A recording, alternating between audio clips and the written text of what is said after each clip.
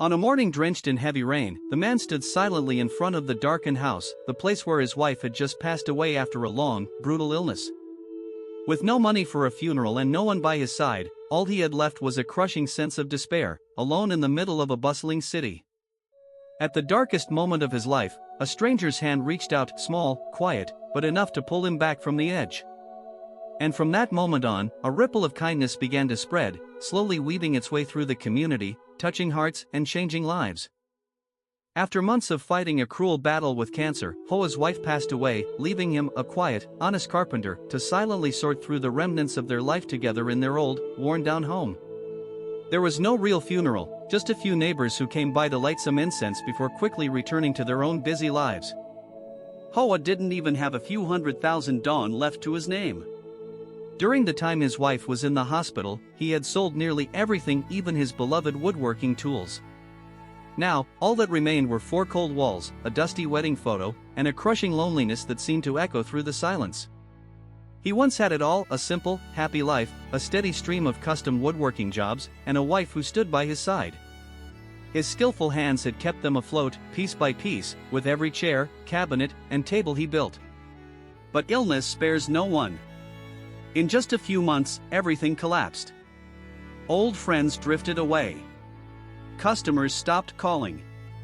He became a shadow of himself, surviving on instant noodles and memories. His eyes, once bright when talking about his craft, had dulled into a tired, vacant stare. There were nights he sat alone in the dark, staring up at the ceiling, not knowing how he'd make it to the next day. He had lost his wife, his home, his work, as if life had slowly erased him. His mind sank into a deep, wordless pit of grief. Then, one morning, under heavy rain, as he stepped outside in worn-out sandals, his stomach gnawing with hunger, someone gently pressed a warm banh mi into his hand. No questions.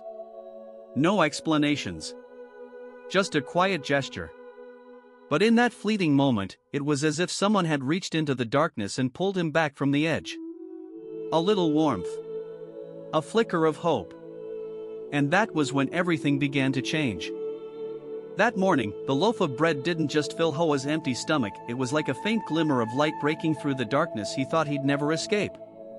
He sat on the sidewalk, hands still trembling as he held the bread, eyes scanning the street, but there was no one around to thank. Only the rain kept falling, and something in his heart began to stir.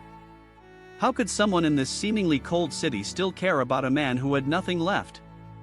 The next day, he went back to the same spot. Not to ask for more, but just to stand there, as if hoping to feel that simple kindness again. He started noticing the people around him more, a little kid slipping a bag of sticky rice into an old lottery seller's hands, a college girl stopping to pick up a fallen bag for a stranger. Small acts, barely noticed. But together, they made Hoa feel less alone. Bit by bit, he changed how he lived. Once a man who walked with his head down, heavy with sadness, he began helping the local garbage collector, guiding the elderly across busy streets, sweeping the sidewalk in front of an abandoned house. No one asked him to. No one paid him. But he did it with a quiet belief: if someone once helped him, then maybe he could help someone else too, even in the smallest ways. Word slowly got around.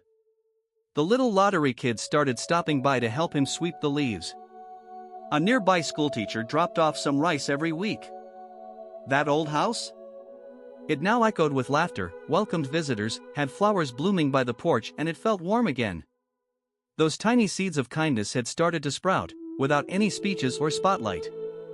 All they needed was someone willing to plant them. And Hoa, with hands once heavy with pain, began that journey with a rain-soaked loaf of bread. That year, the floods came early, and they came hard. Water rushed in overnight, submerging the low-lying neighborhood where many families lived. Hoa, the same man who once hid away in a dark, silent house, was now the first one out, running door to door urging people to evacuate.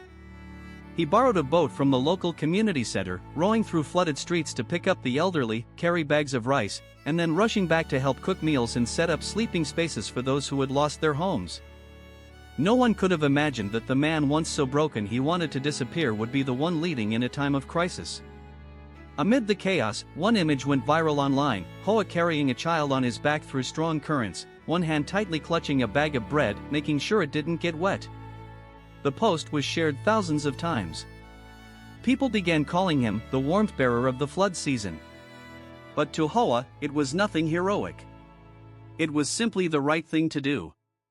And it was in that moment of disaster that he truly saw something extraordinary. The kindness once quietly given to him was now flowing out of him in ways he'd never expected. People he'd once helped, whether it was picking up a dropped hat or pushing a bike out of the mud, were now showing up to support him without hesitation. No one talked about debts or favors. It was just that simple truth: when someone shows kindness, it awakens that same goodness in others.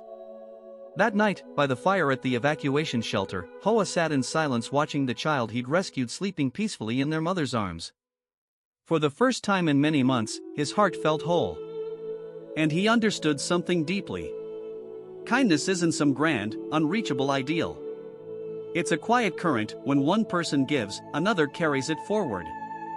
And perhaps most powerfully of all, kindness doesn't just save others.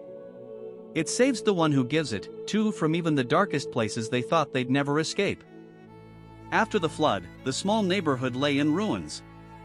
Houses had collapsed, belongings were swept away, and muddy stains still marked the walls. But unlike before, this time no one was left to face it alone. People came together, cleaning up, rebuilding each roof, and slowly restoring the trust that hardship had once shaken. And among those steady, working hands was Hoa, quiet, persistent, but this time, no longer alone. He returned to his old house, now repaired with the help of the very neighbors he had once stood by. Someone brought bricks, another donated roofing sheets, a few others offered wooden beams.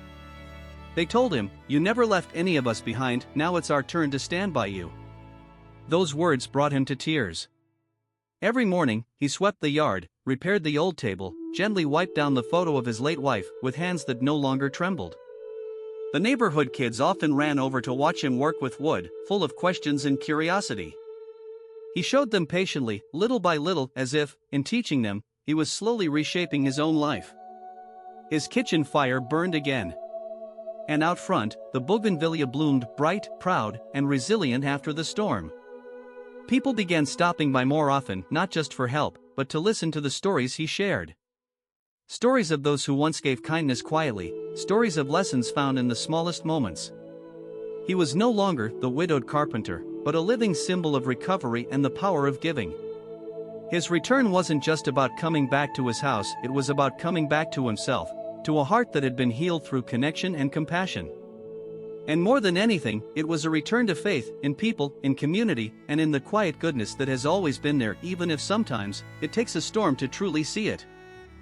Life slowly returned to a steady rhythm for Hoa, but it was no longer the quiet, lonely life he once knew.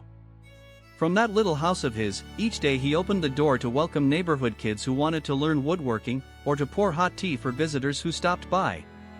Whoever needed help fixing a chair, building a shelf, mending a door, he was always ready, never asking for a cent. When I was struggling, people didn't turn their backs on me. "Now I just want to live in a way that honors that kindness," he would say, simply. His story made it to the local papers, then spread online. People gave him names like the kind carpenter or a quiet flame in everyday life. But he just smiled and said, "I'm only doing what anyone can do if they've ever been loved at the right moment." And that simple truth struck a chord with many. Kindness isn't some grand gesture. It doesn't need special conditions. It doesn't ask for anything in return. It just needs someone willing to begin with one small act.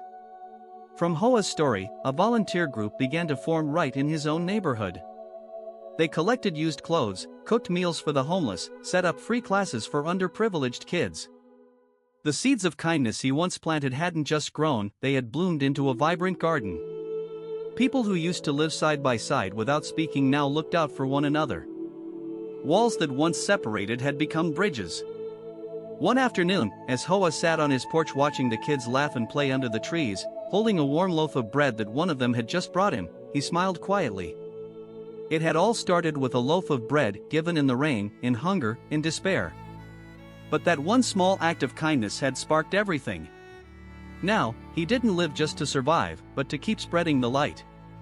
Like a flame, gentle but steady, he lit up the dark corners around him, reminding others that sometimes, all it takes is one person to start, and a whole community can be transformed.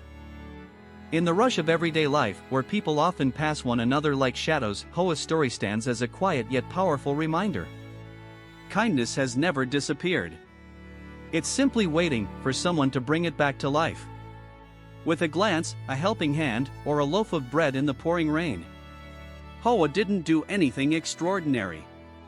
He simply chose not to give up on people even when he himself had lost almost everything. And that choice, quiet and unwavering, saved him. Then slowly, it began to awaken something in everyone around him. So if you're feeling tired, if you ever think you're too small to make a difference, please remember this.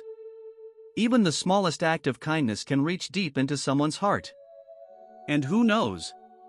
Maybe you'll be the one to begin.